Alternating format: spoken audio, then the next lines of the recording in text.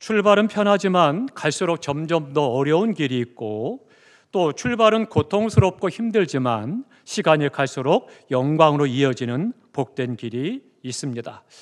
주님의 십자가의 길은 시작은 고통스럽습니다. 참으로 괴로운 것이고 수치스럽지만 그 끝은 영광으로 이어지는 길입니다. 그렇기 때문에 오늘 우리도 십자가의 길을 따라 인생과 신앙의 길을 걸어갈 수 있어야 됩니다. 우리가 그토록 자랑하는, 또 영광스럽게 생각하는 십자가는 본래는 자랑스러운 것이 아닙니다. 영광스러운 것도 아닙니다. 왜냐하면 이 십자가는 가장 극악무도한 죄수, 그를 십자가에 못 박아 죽이는 형틀이기 때문입니다. 그렇기 때문에 십자가는 부끄러운 것이요, 수치스러운 것이요, 형벌을 상징하는 것이 십자가입니다.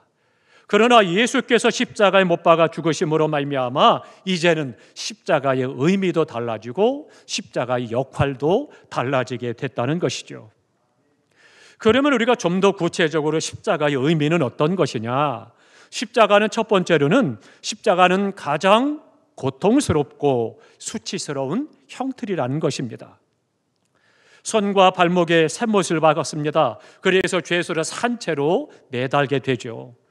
그리고 고통이 너무 크기 때문에 이 고통을 조금이라도 덜어주고자 신포도주를 그에게 먹입니다. 이 신포도주는 약간의 최면 효과가 있습니다. 그래서 그것이 마취가 되는 역할을 하는 거죠. 조금은 고통을 덜어줍니다. 뿐만 아니라 사형수의 옷을 다 벗깁니다. 그리고는 그를 매달기 때문에 길을 지나가는 모든 사람들이 보고 침을 뱉고 뺨을 때릴 수 있는 그런 십자가입니다.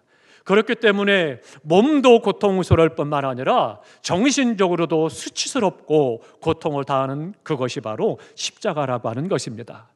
뿐만 아니라 그가 죽었는가 살펴보기 위해서는 그의 정강이를 쳐서, 그래서는 뼈를 부러뜨려서 주저앉으면 죽었다라고 알게 되고 내려서 장례를 치르게 되죠. 그렇기 때문에 이 십자가는 고통스럽고 무겁고 수치스러운 그런 십자가입니다. 또 하나, 두 번째 십자가는요, 예수님의 이야기라고 하는 것입니다. 예수님께서 십자가에 달리신 이후부터 이제는 십자가의 의미, 십자가의 역할이 다 달라진 거죠. 만일 예수님께서 십자가에 달리지 않으셨다면 십자가는 지금도 사형수를 매다는 형틀에 불과하고 말았을 것입니다. 그렇기 때문에 십자가는 예수님께서 못 박혀 죽으심으로 말미암아 그 십자가는 우리의 구원이 되는 것이고 우리의 모든 죄를 사하는 하나님의 능력이 되는 것이죠. 세 번째 십자가는요, 우리들의 이야기가 되는 것입니다. 가장 수치스럽고 고통스러운 형벌일 뿐만 아니라 하나님의 능력이요, 또한 우리의 이야기가 되는 것입니다. 십자가 때문에 내가 살았습니다. 십자가 때문에 내가 영생을 얻었습니다. 십자가 때문에 내가 올바른 길을 걸어갈 수가 있는 것입니다. 십자가는 오늘 우리의 삶이 되는 것이죠. 미국의 선교사 보험은 목사님이 인도 캘커타에다가 나환자 수용소에서 선교를 합니다. 그러다가 어느 날 그곳에 교회를 짓습니다. 그 선교센터를 짓고 그리고는 하나님 앞에 봉헌을 하게 됩니다. 그래서 봉헌식을 하면서 많은 사람들이 모여 함께 하나님을 예배하는 그런 상황이었습니다. 예배가 마치고 나는데 한 노인 어른이 선교사님을 찾아왔습니다. 그래서 목사님, 나는 예수를 믿기로 작정했습니다. 그렇게 고백을 했습니다. 그랬더니 이 목사님이 물었습니다. 왜 갑자기 예수님을 믿기로 작정하셨습니까? 그렇게 질문했습니다. 이 노인 어른이 대답을 합니다. 나는 그동안 수많은 신들을 섬겼습니다. 그러나 그 많은 신들 가운데 나를 위해서 죽은 신은 단 하나도 없었습니다. 그렇게 고백했습니다. 세계에서 가장 많은 우상 신들이 있는 나라가 인도와 일본입니다. 그러니까 그는 평생 동안 수많은 신을 섬겼는데, 그런데 어떤 신도 나를 위해 죽었다는 신은 만나지 못했던 거죠. 오직 예수 그리스도, 그분만이 나를 위해 십자가 죽으셨다는 것을 깨달았게 됐고, 그래서 나는 예수를 믿기로 작정했습니다. 그렇게 와서 고백을 했던 것이죠. 이 세상에는 수많은 신들이 있습니다. 섬겨야 할 대상도 많이 있습니다. 그러나 그들 가운데 정말로 나를 위해 대신 죽을 수 있는 신은 단 하나도 없습니다. 오직 예수 그리스도, 길이요 진리요 생명 되시는 예수 그리스도만이 십자가에 달리사 내 대신에 죽으셨고, 그 십자가는 곧 나를 위한 십자가라고 하는 것을 깨닫게 하신 것입니다. 사랑하는 성도 여러분, 이 십자가 오늘 우리의 삶의 이야기가 되는 것이죠. 그런데 오늘 본문에 보면 바울이 고린도 교회에 보낸 편지 중에 처음으로 십자가에 대해서 말씀하고 있습니다. 이것이 너무 중요한 부분입니다. 고린도 교회 성도들이 많은 것들을 궁금해하고 또 어려움도 많고 문제도 많고 시험도 많았습니다. 그래서 사도 바울에게 편지를 보내서 부탁을 합니다. 좀 알려달라. 그래서는 바울이 편지를 보내는데 편지의 첫 번째 내용이 바로 이 십자가라고 하는 것입니다. 여기에는 큰 뜻이 있는 거죠. 그러면 왜 십자가를 먼저 이야기를 했느냐라고 하는 것입니다. 첫 번째로는요, 예수 그리스도의 십자가가 헛되지 않게 되려고 그렇게 말씀하고 있습니다. 그래서 17절에 말씀합니다. 예수 그리스도의 십자가가 헛되지 않게 하려 함이라 말씀하고 있습니다. 주님의 십자가, 나를 위해 이 땅에 오셨고 십자가에 못 박아 죽으셨고 나를 죄에서 구원하신 그 십자가의 사건, 은혜가 헛되지 않게 하려고 가장 먼저 십자가의 복음을 고린도 교회에다가 말씀하고 있는 것입니다. 십자가가 생명이요 구원이기 때문이죠. 미국의 펜실베니아 산 중턱에 여객기 하나가 충돌을 하고 그리고는 대형 사고가 일어났습니다. 수많은 인명사고가 있습니다. 요즘엔 어떻습니까? 요즘에 우리나라도 얼마 전까지만 해도 비행기 사고 몇 번 일어나고 큰 대형 사고들이 있었죠. 근데 사고가 발생한 곳 바로 옆에는 감리교회의 훈련센터가 있습니다.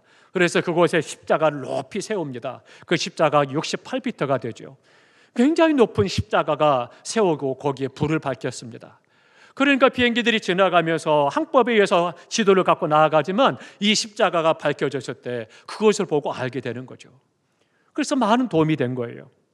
그런데 그 옆에 산 중턱에 비행기가 충돌을 해서 큰 사고가 일어났습니다. 그러고 나니까 이제 이 사고가 무엇 때문이냐 원인을 조사했습니다. 원인을 쭉 살펴보다가 결론 내린 것이 이런 결론이었습니다. 사고 다음 날 AP통신이 이렇게 사고 원인을 이야기했습니다. 이번 사고의 원인은 바로 철탑 십자가 때문이다. 이 십자가 탑은 매일 밤 불이 켜져 있었는데 사고 당일 밤에는 십자가의 불이 꺼져 있었기 때문이다. 그렇게 이야기했습니다. 그러니까 날마다 십자가의 불을 밝혀서 세상을 밝히고 비행기 지나가는 길을 밝혔는데 그날따라 십자가의 불이 꺼져 있었다는 거예요. 십자가의 불이 꺼지니까 결국은 비행기가 알지 못하고 추락을 하게 된 거죠.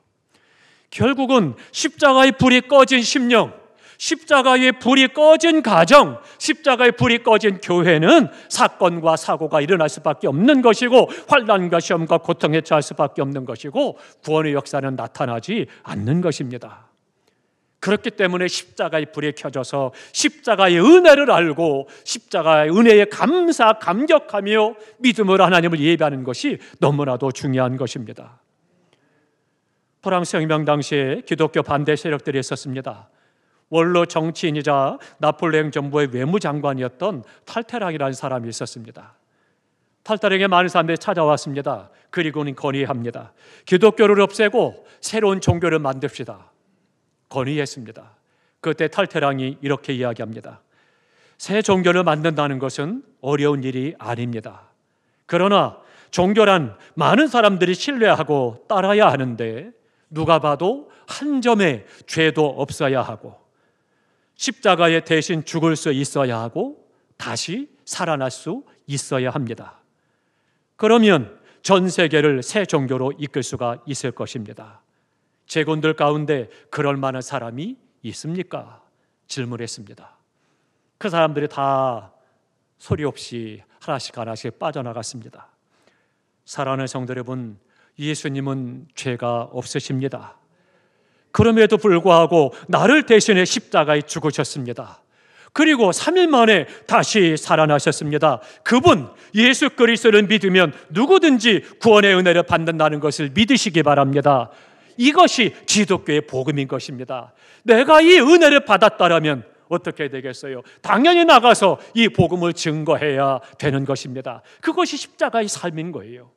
나만 구원받고 감격해서 영원한 그 나라를 바라보고 살다가 주님 앞에 가는 것이 아니라 나를 위해서뿐만 아니라 모든 인류를 구원하기 위해서 이 땅에 오셔서 나를 먼저 구원해 주신 은혜에 감사하면서 우리에게 맡기신 영혼들을 위해서 기도하고 찾아가서 복음을 전하고 그들이 주님을 만나고 구원의 복을 받아 생명을 얻도록 하는 일이 우리가 해야 될 사명이라고 하는 거죠. 오이코스 축제가 진행 중에 있습니다. 우리 성도님들 부담스러워하거나 또 마음이 불편하지 마시고 주님의 사랑을 인해서 내가 받은 이 십자가의 사랑 나도 전해야 되겠다 결단하시기 바랍니다.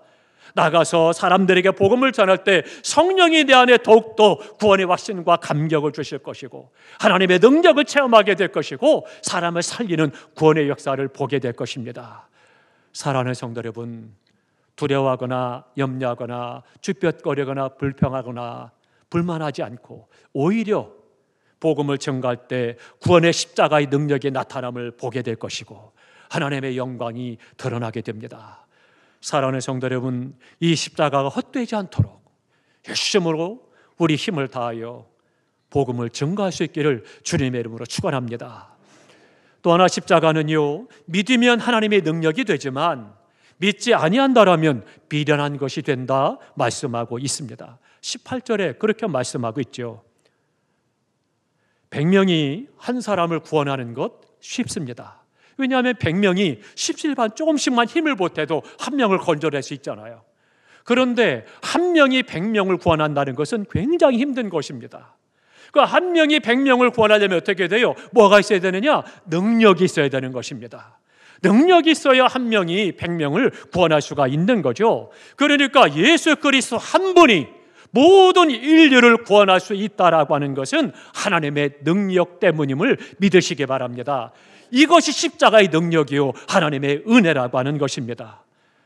광야에서 불뱀에 물린 사람들에게 하나님께서 사는 방법을 제시하죠. 노뱀을 만들어서 높이 달아라. 그것을 보는 사람은 다 살림을 받게 될 거다. 생명을 얻고 구원 얻는다라고 말씀하시죠. 그러나 어리석고 미련하게 보인 사람들은 그것을 보지 않고 결국은 다 죽음에 처하고 말았습니다.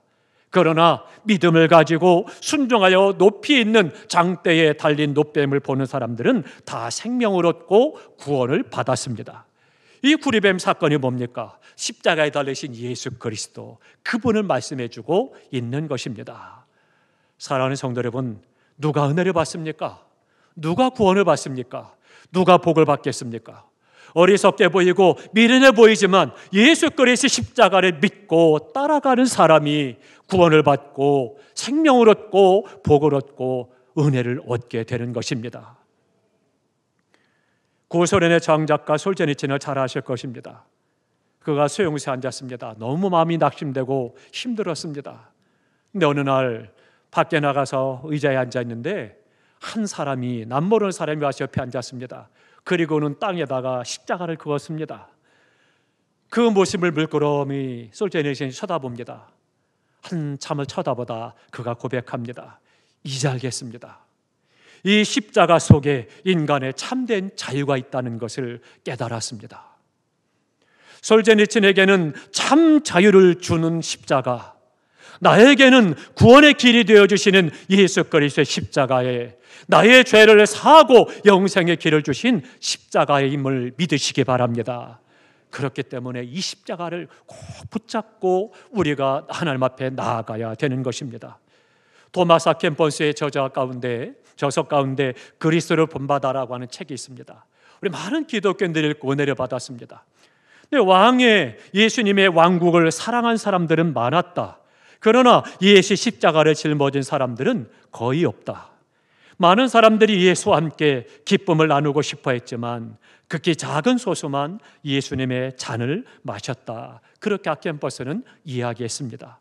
그렇습니다. 수많은 사람들이 주님을 사랑한다 고백했지만 주님과 함께 십자가를 지는 사람은 많지 않았고, 주님과 함께 큰 기쁨을 나누기를 원했지만 그러나 예수님과 같이 그 잔을 마신 사람은 적었다라고 아켄버스가 이야기합니다. 사랑하는 성도 여러분, 오늘 우리는 어떤지요? 예수님의 십자가를 믿고 사랑하시기를 주님의 이름으로 축원합니다.